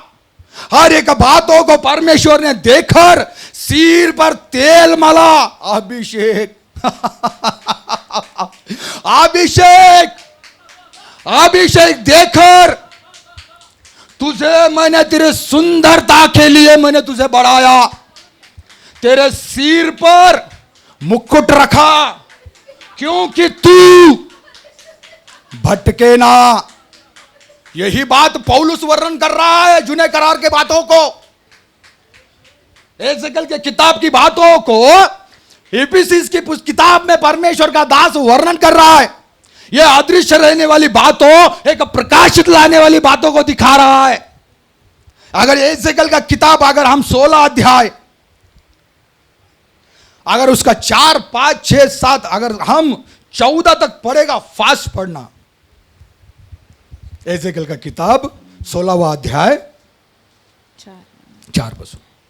तेरा जन्म ऐसा हुआ कि जिस दिन तू जन्मी उस दिन न तेरा नाल काटा गया, न तू शुद्ध होने के लिए धोई गई, न तेरे कुछ लोन मला गया, और न तू कुछ कपड़ों में लपेटी गई। किसी की दया दृष्टि तुझ पर नहीं हुई कि इन कामों में से तेरे लिए एक भी काम किया जाता। वरन अपने जन्म के दिन तू अपने जन्म के दिन तू घृणित होने के कारण, घृणित होने के कारण खुले मैदान में फेंक दी गई। हाँ, फेंका था पर मैं। लेकिन गुरूर देखो, घमंड देखो, देखो घमंड, हाँ देखो घमंड। एक मराठी गीत है, एक मराठी गीत है, माझ काही नाही रे देवा, माझ काही नाही रे देवा, तुझच हे सार, या सृष्टी सौंदर्याचा केवळ मी एक राखणदार. हाड मोडूनी माझे मजला, जोडीला दिली एक नार. हाड मोडूनी माझे मजला, जोडीला दिली एक नार. हाड मोडूनी माझे मजला, जोडीला दिली एक नार. शाप देऊनी दोघांना तू, शाप देऊनी दोघांना तू पाठविले भूवर. क्या गुरूर है ना, कितना गुरूर है हमारे मध्य. वहां पर बोल रहा है परमेश्वर, क्या थी तेरी अवस्था. यरूशलेम को देखकर बोल रहा है इज़राइल लोगों को, उनको दिखा रहा है तू कौन से तट पर थी, तू कौन से ओदिया पर तू थी कर कर वो दिखा रहा है परमेश्वर. जो काटने का छाटने का जो पुरशिस हुआ ना, आपको और मुझे छाटा गया इसी कारण परमेश्वर ने लगाया, इसी कारण. घर जाके पढ़ना बार कैसे ये किताब, क्यों छाटा करके परमेश्वर ने, क्यों लगाया करके. क्योंकि वहां पर बोल रहा है जब तू, हाँ, अपने ही तेरा जन्म, हाँ, तेरा जन्म ऐसा हुआ कि जिस दिन तू जन्मी, जिस दिन तू जन्मी, उस दिन तेरा नाल काटा गया, तेरा नाल काटा नहीं गया, न तू शुद्ध होने ना तू शुद्ध होने के लिए धोई गई, न तेरे कुछ लोन, ना तुझ पर कोई मलम या लोन या नमक तुझ पर मला, और न तू कुछ कपड़ों में लपेटी या गई, तो तुझे कुछ कपड़ों में भी नहीं ढापा, किसी की दया दृष्टि, किसी की दया दृष्टि तुझ पर नहीं हुई। किन कामों में से, किन कामों में से तेरे लिए एक भी काम किया जाए, तेरे कोई भी कामों में से एक सा अच्छा काम हो तेरे लिए करूं मैं ऐसा, वरन अपने जन्म के दिन परंतु अपने जन्म के दिन तू घृणित होने के कारण, घृणित होने के कारण खुले मैदान में फेंक दी गई। हाँ पढ़िए पढ़िए, जब मैं तेरे पास से होकर निकला, जब मैं तेरे पास से होकर निकला और तुझे लहू में लौटते हुए देखा, जब मैंने तुझे लहू में लौटते हुए देखा, तब मैंने तुझसे कहा, हे लहू में लौटती हुई जीवित रहे। मैं तुझसे एक वाचा बांध रहा हूं, मैं तुझसे एक वाचा बांध रहा हूं, तुझसे मैं एक वाचा बांध रहा हूं, वाचा बांधा हुआ आप और मैं वाचा बांधा हुआ लोग है। आपको और मुझे परमेश्वर ने ना छोड़ूंगा ना त्यागूंगा कर कर बोला। यहां पर परमेश्वर बोल रहा है तुझसे मैं वाचा बांध रहा हूं, तुझसे करार कर रहा हूं कि नहीं छोड़ूंगा नहीं त्यागूंगा मैं। लेकिन फिर मैंने तुझे खेत के पौधों के समान देखा, तुझे खेत के पौधों के समान बढ़ाया और तू बढ़ते बढ़ते जवान हो गई और अति सुंदर हो गई और तेरी छातियां सुडौल हुई, हाँ, और तेरे बाल बढ़े, हाँ, तो भी तू नंगी थी। हाँ, अब तक परमेश्वर ने उसको सिर्फ देखा, अब तक परमेश्वर ने सिर्फ उसको देखा कि बचपन से वो जवानी तक किस रीति से बढ़ी। अब परमेश्वर कह रहा है मैंने तुझे धोया, है ना। अब कह रहा है परमेश्वर मैंने तुझे अब धोया। हाँ, आगे ना, तब मैंने तुझे जल से नहलाकर पवित्र आत्मा देकर तुझ पर से लहू धो दिया, तेरे सारे गुनाहों को सारे पापों को मिटा दिया। तू एक शुद्ध होकर इस पाप की अवस्था को दूर कर कर उस महान परमेश्वर के चरणों में मैंने तुझे लिया, है ना। पवित्र आत्मा का मालूम नहीं, जब परमेश्वर ने जब दिया तो तब हम उसको किस रीति से सही सलामत लेकर चल रहा है कर कर वो भी नहीं मालूम। यहां पर देखो, जब पवित्र आत्मा दिया, अभिषेक भी किया, तेल से भी अभिषेक किया और तल्लम वस्त्र पहनाकर भी उसे क्या किया, शिरोमणि बनाकर रखा, एक तिलक के नाई, और तिलक के नाई लगाकर महान परमेश्वर ने सारे जगत में उसे बड़ा किया। और बड़ा करने के बाद में बोलता है परंतु, क्या बोलता है, यहां मिस्टेक है, यहां मिस्टेक है, यहां मिस्टेक है भैया। जब आप और मैं अगर एक परमेश्वर का चुना हुआ आशीष पाया हुआ लोग है, जाति से मैं मत मिंगल होना, जाति में मत जाना, जाति में जाकर उससे व्यवहार मत करना, क्योंकि यहां पर बोल रहा है परमेश्वर जो मैंने तुझे नहलाया, अभिषेक किया, शिरोमणि बनाया, जो तुझे मैंने तल्लम वस्त्र देकर पहनाया और तुझे मैंने एक अधिकार देकर रखा, वो सारा तूने गवाया तूने। आज कितना सारा लोग है, कितना सारा अन्य भाषा बोलता है, लेकिन क्या वो परमेश्वर की ओर से है क्या, पता नहीं भैया, पता नहीं। क्या हम अभिषेक कर कर जो अलग किया हुआ लोग, आज हम जो प्रार्थना आराधना कर रहा है, हम एक भ्रम में रहने वाला लोग है क्या। वहां पर पढ़ना भैया रोमटे खड़े कर देने वाला बात है, क्योंकि वहां पर बोल रहा है, 15 वचन पढ़िए, परंतु परंतु तू अपनी सुंदरता पर भरोसा करके तू अपने सुंदरता पर भरोसा करके अपनी नामवारी के कारण अपने नाम धराई के कारण व्यभिचार करने लगी। ये गलती था उसका, इजराइल लोगों का ये गलती था।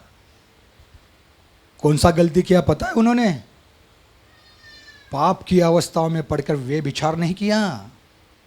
मूर्ति पूजाओं में बढ़कर वो लोग अन्य जातियों के लोग में घुस कर उनके साथ संबंध रखकर उन लोगों ने पाप किया उनके जैसा। और जो उनको चुनकर बनकर अलग किया हुआ लोग है वो लोग उनको उन अभिषेक को भूल गया। कितना लोग है, अपना भी कितना लोग है जो परमेश्वर के अभिषेक को भूला हुआ। कितना सारा लोग है, उनका वे विचार क्या था पता है? जब उसका मन किसी पर आता था तो सामने वाला वेश्या तो पैसा लेता है, वेश्या पैसा लेता है, लेकिन ये पैसा लेता नहीं था, ये पैसा देता था। इतना तक गिर गया ये लोग। और मिस्र में रहने वाले पड़ोसी शहर को वो लोग मित्र बनाकर उसमें घुस गए, पाप की अवस्था में बढ़ गए, पाप में चलते रहे और पाप में रहकर उस महान परमेश्वर को भूल गए। और वही बात परमेश्वर का दास पौलुस रोम करास में चिल्ला चिल्ला कर लोगों को बता रहा है। तुम्हें क्या लग रहा है, तुम्हें क्या समझ रहा है कि तुम ये सारी बातों को किस रीति से तुम लेता है? क्योंकि जब ये इफिसिस के लोगों को जब ये उनको बताया, अन्य जाति के लोगों को, उनको बोला परमेश्वर से दूर रहने वाला तुम लोग, परमेश्वर के राज्य से दूर रहने वाला तुम लोग अब परमेश्वर के करीब हो। कैसा किया?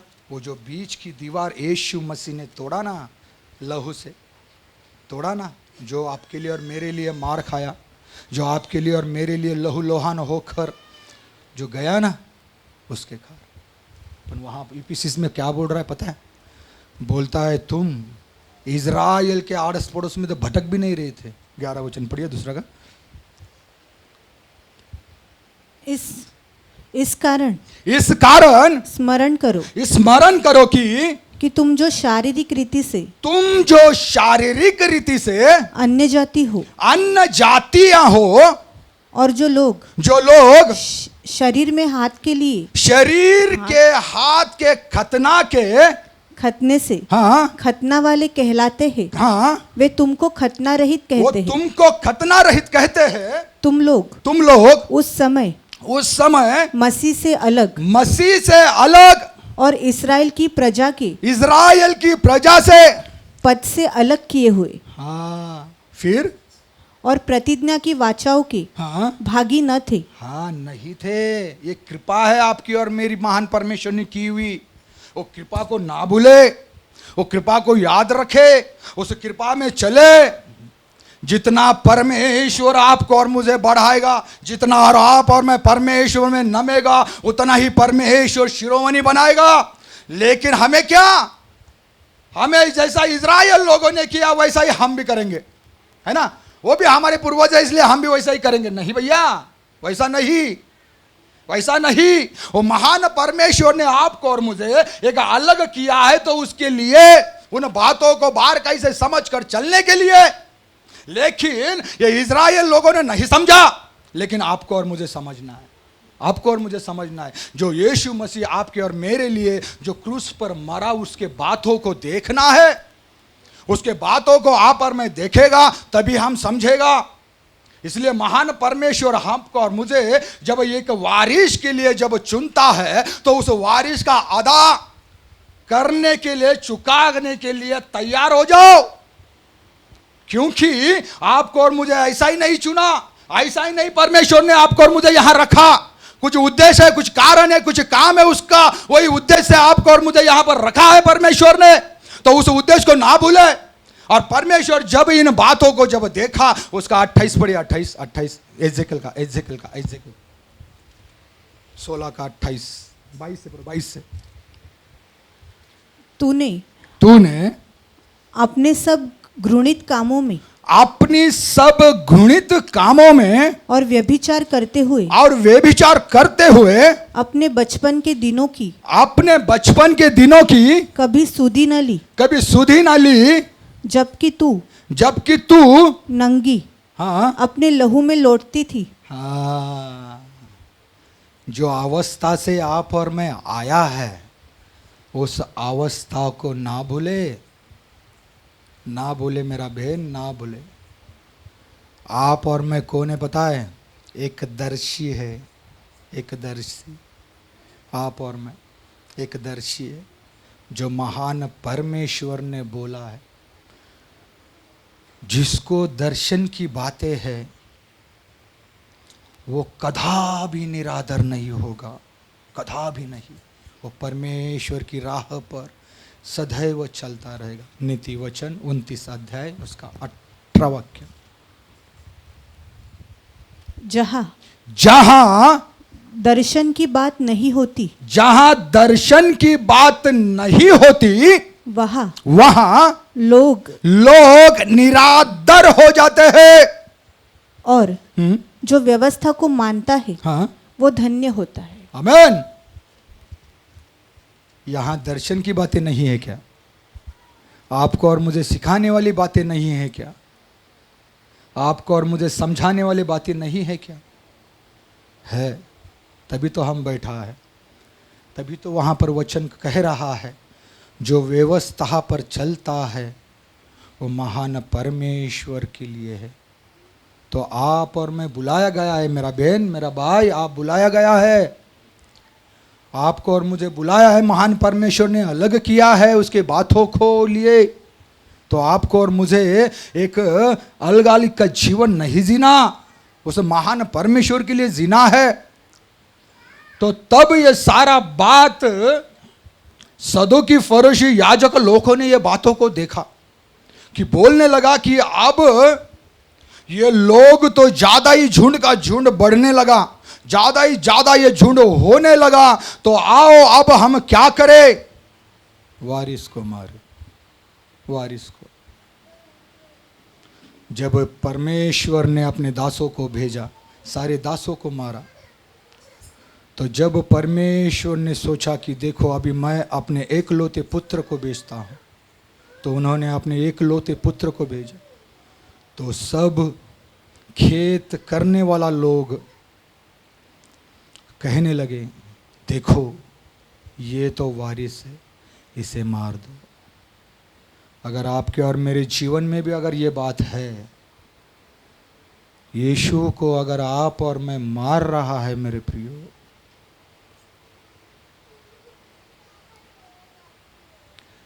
आपकी और मेरी अवस्था क्या होगी? क्या होगी आपकी और मेरी अवस्था? जो इज़राइल लोगों ने जो गुनाह किया उस गुनाह के लिए नहीं बुलाया, वो महान परमेश्वर की योजना के लिए बुलाया है। उस महान परमेश्वर सदैव हमारे मध्य जीवित रहने के लिए बुलाया है। इसलिए आप और मैं जो महान परमेश्वर का अलग किया हुआ लोग हैं, उसी रीति से महान परमेश्वर की ओर बढ़े। महान परमेश्वर आपको और मुझे इस वचन से आशीष करे।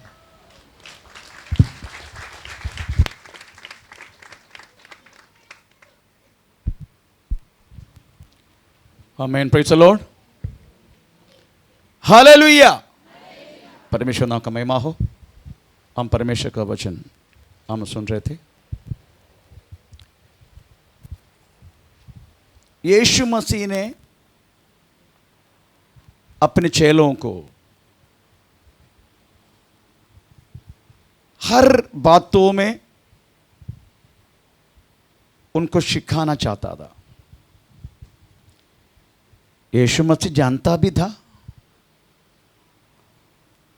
ये लोग इतना तक बातों में एक सेवा करने के लिए अभी तक हुआ नहीं। कभी ये नहीं यीशु सोचा होगा ये लोग योग्य नहीं है करके, योग्य है इसलिए बुला के अलग किया। योग्य है इसलिए परमेश्वर ने बातों में इतनी लोग हम इस्राएल में थे, पर उनमें से केवल 12 को भी हमें चुना है। इतने योग्य है करके मालूम है, परंतु अभी तक ये लोग आमीन प्रेज़ द लॉर्ड सेवा करने के लिए अभी तक हुआ नहीं है, ये बात तो पक्का जानता था। परंतु एक एक बातों के अनुसार, एक एक बातों के लिए, एक एक बातों में उनको सिखाना, शिक्षा देना जरूरी है। इसलिए यीशु मसीह बात सब जानता था। सकाई वास्तव में पेड़ के ऊपर चढ़ के बैठा करके सकाई उधर करा करके अगर यीशु मसीह अगर नाम लेके उनको पुकारा है तो एक व्यक्ति का अंधकरण हर बातों को जानने वाला परमेश्वर, क्योंकि वो परमेश्वर इसलिए चेला को भी ये बातें मालूम है। Praise the Lord. परंतु इनके अंदर बहुत सारी भिन्नता। यीशु मसीह ने एक बात बोला, थोड़ा पढ़ेंगे सुवाक्य, मत्ती 17 दिया का 17 और 18। यीशु ने उत्तर दिया, यीशु ने उसको उत्तर दिया, हे अविश्वासी और हठीले लोगों, मैं कब तक तुम्हारे साथ रहूंगा। मैं कब तक तुम्हारे साथ रहूंगा। चलो, क्योंकि यीशु मसीह को मालूम है मुझे तो जाना है, इनकी तो सेवा करना है, परंतु इसलिए एक एक बातों पर इनको सिखाना चाहता था। Praise the Lord. क्योंकि यीशु मसीह का लक्ष्य एक ही है, मेरा चेला भी, मेरे ऊपर विश्वास करने वाले लोग भी मेरा जैसा बने। फिलिपियन चैप्टर में 2 अध्याय 15 वाक्य में हठीला और टेढ़लों के बीच में आमीन प्रेज़ द लॉर्ड, हमें ज्योतिषों का समान है ना, ऐसे के शब्द है। 15 फिलिपियन चैप्टर 2 अध्याय का 15-16 उधर लिखा गया है एक ज्योतिषों का समान। ऐसा लिखा ना, ऐसा लिखा ना, फिलिपियन चैप्टर 2 अध्याय का 15-16। ताकि तुम निर्दोष और भोले होकर टेढ़े और हठीले लोगों के बीच में परमेश्वर के निष्कलंक संतान बने, जिनके बीच में तुम जीवन का वचन लिए हुए जगत में जलते दीपकों के समान दिखाई देते हो। यही वास्तव में यीशु मसीह के लक्ष्य है। अपने विश्वास करने वाला हर एक व्यक्ति इस तरीके से दुनिया में लोगों के सामने पेश हो जाए। आमीन प्रेज़ द लॉर्ड। तो इसलिए प्रभु एक एक बातों को उनको सिखाना चाहता रहा। मुझे सबसे बड़ा अच्छा लगा, मैं कब तक तुम लोग को सहनू, है ना, है ना, मैं कब तक तुम्हारी सहूंगा। हाँ, कब तक तुमको मैं सहूंगा। Praise the Lord. ये तो हर बातों में उनको आपको मालूम है,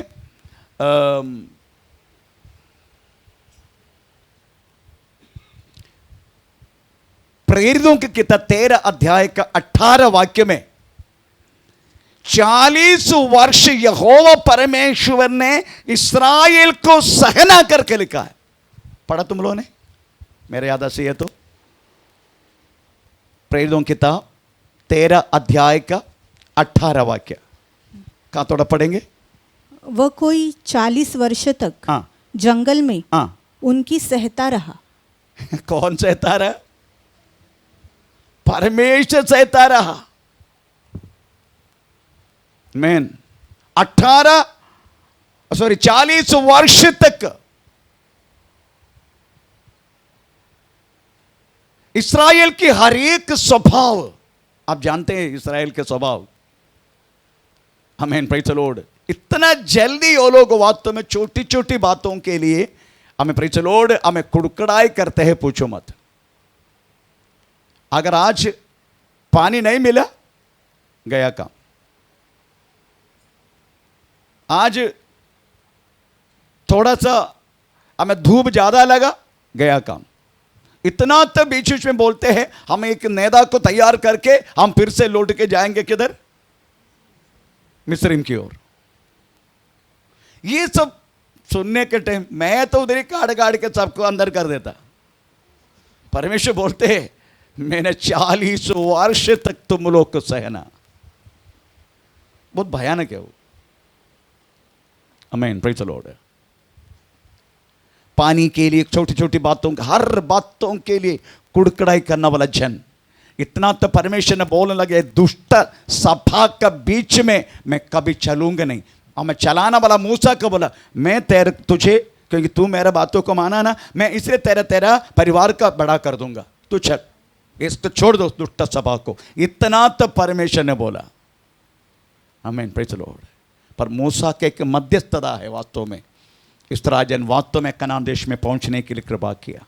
मूसा का केवल एक मध्यस्थता। तो सोचने के चलाने वाले लोग वास्तव में कितना तक हमें, प्रेज़ द लॉर्ड, हमें परमेश्वर का साथ साथ रहने के लिए हमें चाहते। ये वास्तव प्रभु चाहते हैं मेरा चेले वास्तव में सब कुछ वास्तव में समझ के हमें सहन के आगे बढ़े और एक जलता हुआ दीपक का समान, प्रेज़ द लॉर्ड, ये आगे चलते जाए।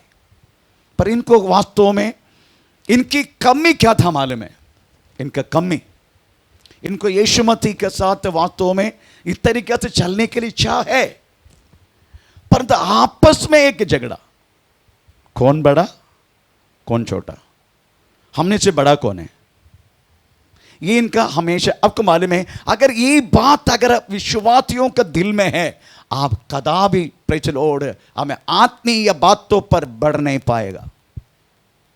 अगर भौतिक बातों में कौन बड़ा कौन छोटा, प्रेज़ द लॉर्ड, इवन आत्मीय बातों में भी, आमीन, प्रेज़ द लॉर्ड। कभी कभी हमारा जो फौज में रहने के टाइम मेरा 148390 है, मेरा पर्सनल नंबर 148390। मेरा मोबाइल का पासवर्ड भी वही है, जिसको खोलने का खोल देना। तो उनमें से अगर एक नंबर अगर नीचे आ गया, then I have to be salute. 14389 को वास्तव मुझे रेस्पेक्ट करना पड़ेगा। वो सीधा बोलेगा मैं तुमसे एक नंबर से आगे है, पहले मेरा भर्ती हुआ है।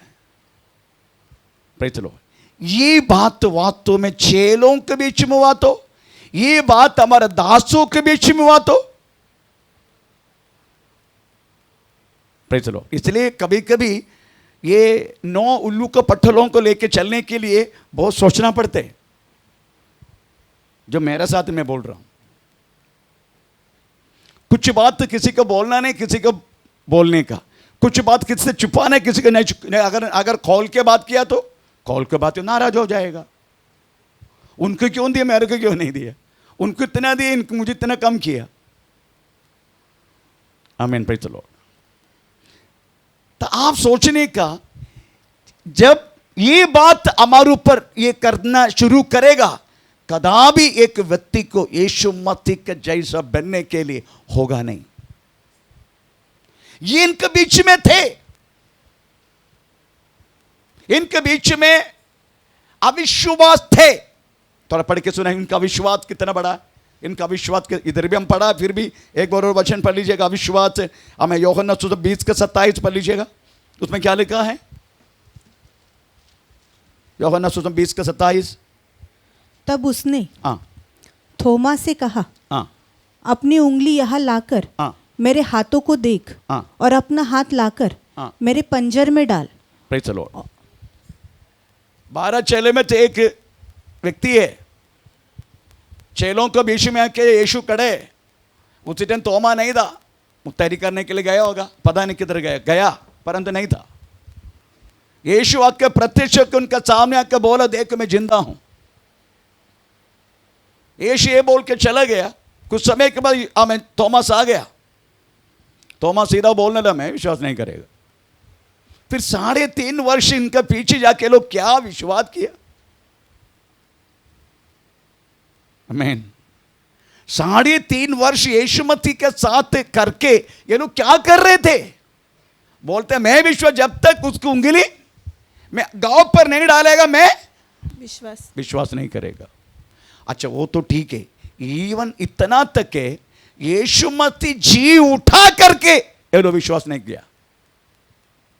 पढ़ेंगे थोड़ा, हम थोड़ा पढ़ेंगे, मार्को समझ आ रहा है हमें 16 अध्याय का, मेरी याद है 14 या 14 पीछे हाँ वह उन 11 को भी हाँ। जब वे भोजन करने बैठे थे हाँ। दिखाई दिया हाँ। और उनके अविश्वास हाँ। और मन की कठोरता पर हाँ। उल्हाना दिया, हाँ। क्योंकि जिन्होंने हाँ। उसके जी उठने के बाद हाँ। उसे देखा था हाँ। इन्होंने हाँ। उसकी प्रतीति न की थी। Praise the Lord. जी उठा करके साथ में 3.5 वर्ष चलने वाला, इतने करीब यीशु मसीह का वचन को सुनावा लोग विश्वास नहीं किया। यीशु मसीह जी उठा है। Praise the Lord.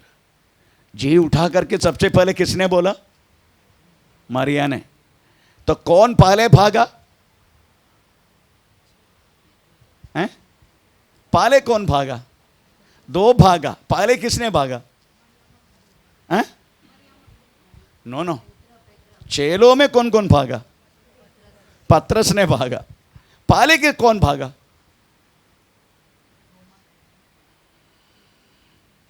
पहले वास्तव में यूहन्ना भागा। यूहन्ना भागने के बाद एक ने कहा, जैसा पतरस भी आगे भाग रहा था, भागे वो खबर के सामने कर रुक गया, क्योंकि डर रहे अंदर कौन होगा, क्या होगा। पीछे पीछे पतरस आया, पतरस आके घुस गए अंदर। डर फूके ये लोग, इतना डरता। आपको मालूम है एक बार यीशु हमें प्रेज़ जा रहे थे बोट में, आमीन, प्रेज़ द लॉर्ड। ओ यीशु सो रहे, अरे यीशु है साथ में, सो रहे, फिर भी उस लहर सब कुछ देख के ये लोग डरने लगा। ऐसा लिखा है ना, ऐसा लिखा ना, किधर लिखा है? मत्ती सुसमाचार 8 अध्याय का, मैथ्यू चैप्टर 8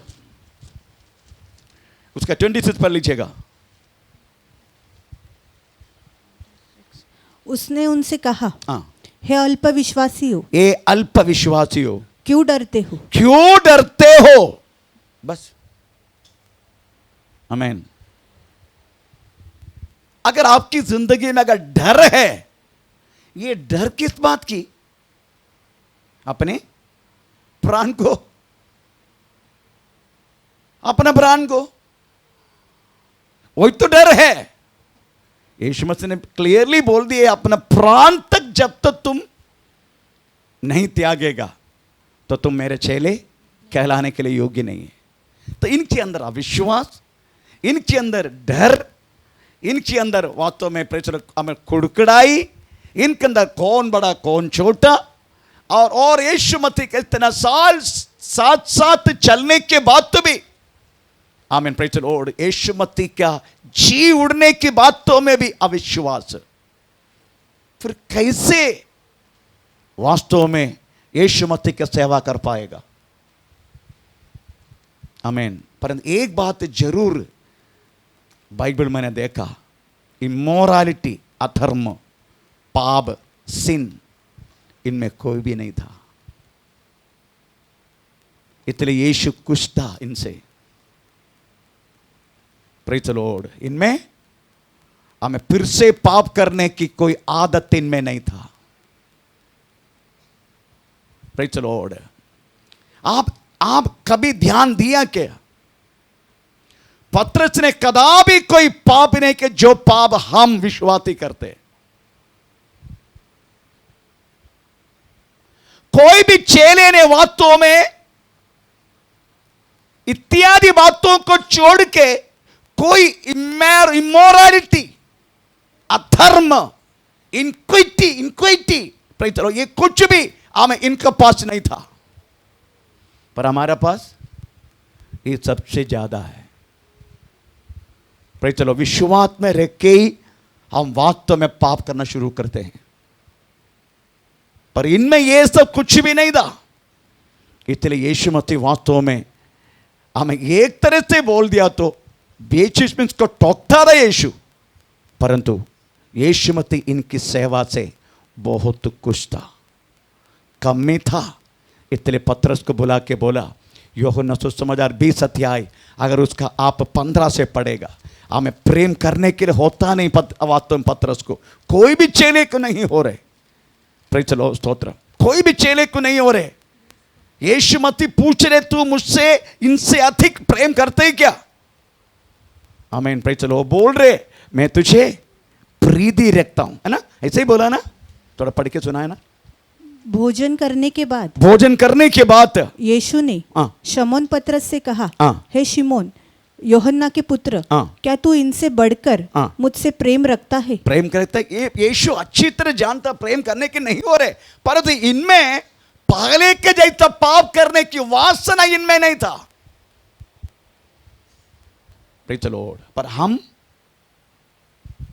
हम यीशु मसीह को जानने के बाद भी जाति लोग वास्तव में एक पाप करने के लिए वास्तव में 100 बार सोचते, पर हमको मिला हुआ स्वातंत्र, हम वास्तव में पाप के लिए प्रेरित सौंप दिया। हमको मिला गया स्वातंत्र। परमेश्वर ने वास्तव में हमें स्वतंत्रता के लिए परमेश्वर हमें स्वातंत्र किया।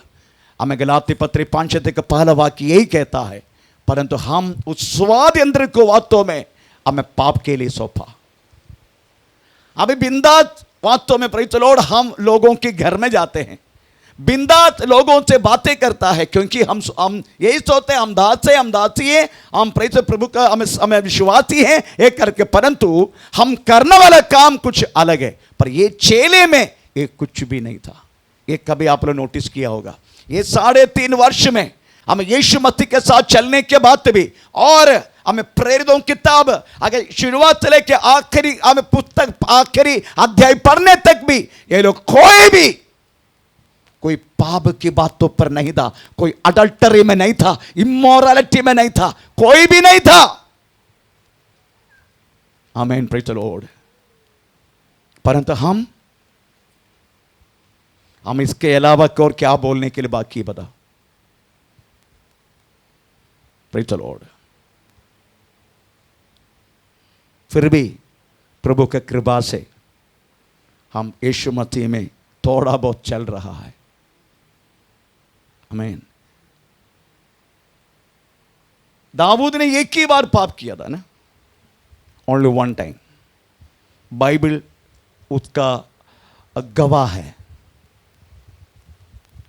दाऊद एक बार पाप की, एक बार, ओनली वन टाइम। ऐसा लिखा है पहला राजा 15 अध्याय का 5 वाक्य में लिखा है, हम ऊरिया का विषय के अलावा मेरा दास दाऊद कदापि कोई पाप नहीं किया। तो पढ़ेंगे इस वाक्य, हो सकते हो आप लोग पढ़ा नहीं होगा। क्योंकि दाऊद वो किया करता था जो यहोवा की दृष्टि में ठीक था, और हित्ती ऊरिया की बात के सिवाय और ऊरिया की बात के सिवा और किसी बात में यहोवा की किसी आज्ञा से जीवन भर कभी न मुड़ा। जीवन भर। पर हमको तो वास्तव में बाउंड्री लगाना पड़ता है, आना नहीं, बैठना नहीं, बाउंड्री लगाना पड़ता है, बाउंड्री।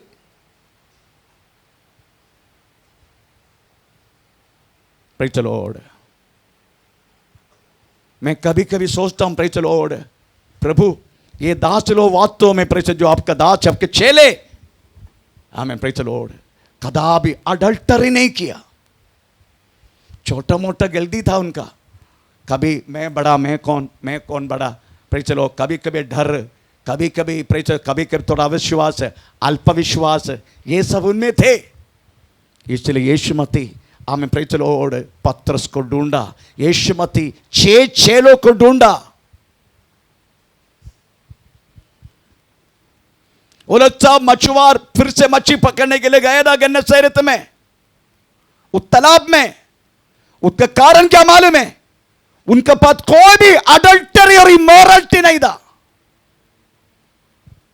इसलिए यीशु फिर से उनको ढूंढ के प्रेज़ द लॉर्ड किन्नजरत में प्रेज़ उस तालाब में जाके मच्छी पकड़ने वाला प्रेज़ द लॉर्ड चेलों को हम उनके खाने पीने सब कुछ तैयार करके, हमें सवेरे से ठंडी से आने वाला मेरी चेलों को हमें प्रेज़ द लॉर्ड इधर से चिल्ला के, किनारे से चिल्ला के पूछने लगा, बच्चों कुछ मिला क्या?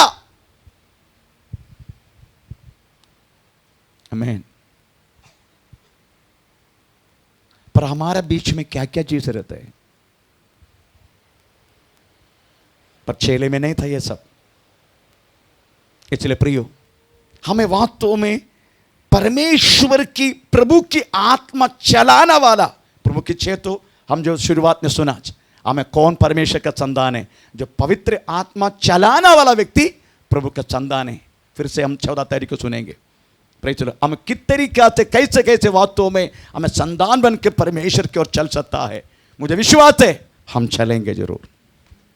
है लंगड़ा, है ना, लंगड़ापन है हमारे अंदर, परंतु मुझे विश्वास है हम बेथलेहम फेलोशिप मिनिस्ट्री हमें प्रभु में चलेंगे जरूर, पक्का चलेंगे, पक्का चलेंगे। है हमारा पास थोड़ा बहुत प्रॉब्लम, पर मुझे विश्वास है हम चलेंगे, प्रभु का साथ साथ चलेंगे। आइए हम अपना को प्रभु का हाथ में समर्पण करें।